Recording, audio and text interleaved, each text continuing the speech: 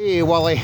Knock Hill. Racing Circuit, and what have we found? 2008 NC MX5. And we've also found the owner. Would you like to tell us a little bit about this car, please? Hello, my name's Duncan. This is a much loved, if slightly grubby car. Don't judge me by the appearances. It's my second MX5. I had a Mark 1 before, and we had 3 in the family. Right. And my father, aged 70, and dying of prostate cancer, decided to take up motor racing in a Mark III MX5. He had the time of his life. I bet he did. Absolutely loved it. It was a black one, and roll cage on that. So we did the MX5 series. Right. We were completely useless, often near the end, but did we have fun? Yeah, I had a great time. Bucket loads. Now, Wullie, why do people like these cars so much? Why do we see so many of these at the race circuits? They're light. Not this version's probably the heaviest. I know, this looks a bit bigger than the normal ones, yeah. But what is it that makes them so much fun? They're rear-wheel drive. Rear-wheel drive. And what does rear-wheel drive do to a car? So basically, front-wheel drive is when the car pulls itself. Rear-wheel drive is when the car pushes itself. Right. So, do you get more sliding, less sliding? A lot more sliding. A lot more sliding. So you can, these are the ones that you see doing the drifting on TV with the smoke, Ken Block style. That's what this kind of car is then. Now, you were mentioning something that happened to the front of this car here. Yes. So I noticed a little dent. Was that a signpost or a lamppost? Or? No, it was a deer. A deer? An ex-deer, an uninsured deer. An uninsured deer, oh my goodness, they're the worst kind of deer. It did not do the look left, look right, look left again. And I wasn't even going very fast. So that's quite impressive. On the track, you've got no damage, but out on the roads, you're getting damaged. I have had a very, very lucky time racing and on track, never had an accident. But yes, give me a country road and an uninsured deer, and that's what happens. Right, well, let's take a little walk around and let's have a wee look.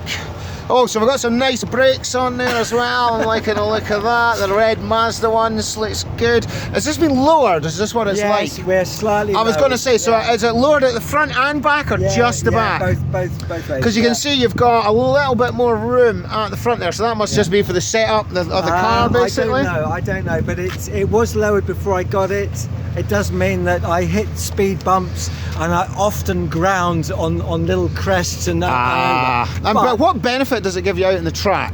It's supposed to.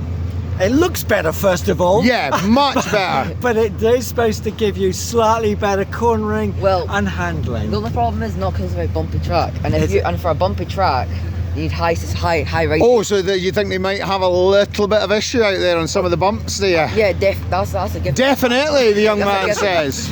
All right. So it should be exciting. I won't worry too much. The race car had a very flattened exhaust because that was even lower. So I'm not worried. It just sounds awful when you ground the car. Yeah, that sounds terrible. I won't be leaving too much bits of exhaust on the track. But yeah, this is our kind of car, because we're all about the Japanese 90s cars. So we've got a Micra K11 that William races. Our daily driver's actually a 96 Celica GT. Oh. So yeah, pretty much something very similar to this, and very cool looking and sporty and all the rest of it. So you drive this to the rallies. You don't trailer it. You just come along, take it on the track. No, I did think about trailer. I've only once not driven back from a racetrack. That was at Brands Hatch. I had 2 ladies. They went into the gravel trap. I wasn't in the car. They tried to drive it out. That wrecked the clutch, and that was the end of the track day. But no. So this harks back. This is you and this car hark back to the golden era, because that's what everyone used to do in the 70s, wasn't it? They drove their car to the rallies. They raced them, and then they drove them straight home. Whereas when you come to the rallies now, you'll literally never see that now, will you? No, I did wonder about getting in a trailer. And I thought, no, I'm going to say a prayer, and I hope that God smiles on me today. Wow, you've been lucky so far. It's still going, and it's here. And I did not expect such a fine day for it. So absolutely fantastic. So, who are you going out with? Who is it you're taking round? First time on track ever is Fraser and Lisa. I've known Lisa for 30 odd years. Right.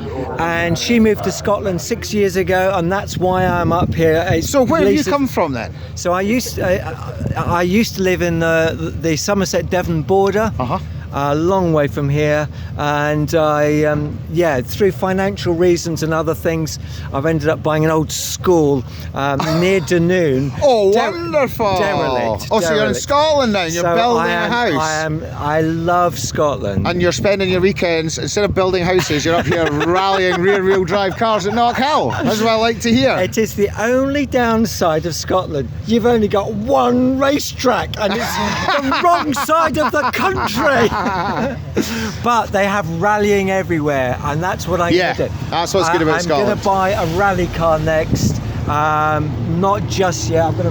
I've got to get somewhere to live in first. But a rally car is coming next. Hopefully we'll see you out at the rally then. We'll maybe be rallying alongside you. Yes. That would be awesome. Yes. Right, we better get back to scrutineering because we dumped a car to come and talk to you. So right, we'll see you later.